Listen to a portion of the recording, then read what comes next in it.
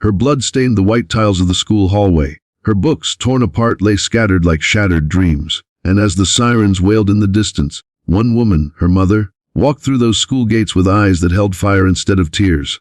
"You broke my daughter," she whispered, "but now I'll break your silence." What happened next would change that entire town forever. This is the story of Lena Carter, the new girl everyone underestimated until her mother turned heartbreak into revolution. Lena Carter was the kind of girl you'd miss in a crowded hallway. Soft-spoken, shy, her brown hair often hiding her eyes. When her mother, Martha Carter, moved her to Ridgeway High School, she thought it would be a fresh start. A place where Lena could rebuild herself after her father's death. But schools aren't always kind to quiet souls. On her first day, Lena smiled nervously at everyone she met. She held her notebook tight, hoping someone would say hi. But instead she heard the whispers.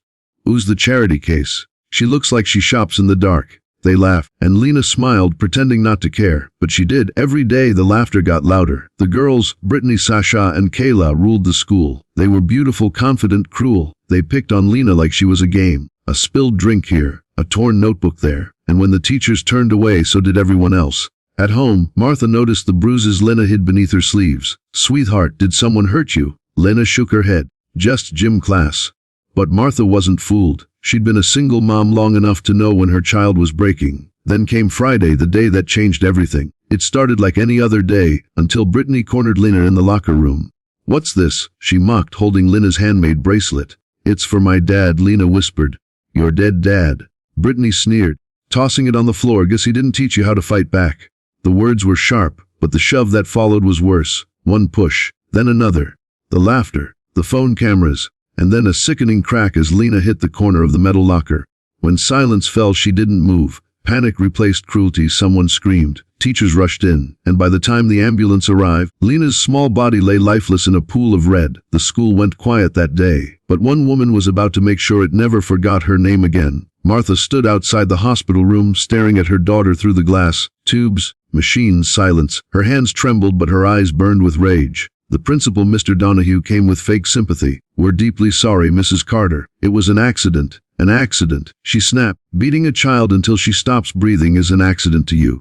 They tried to silence her. The school board, the police, even some parents.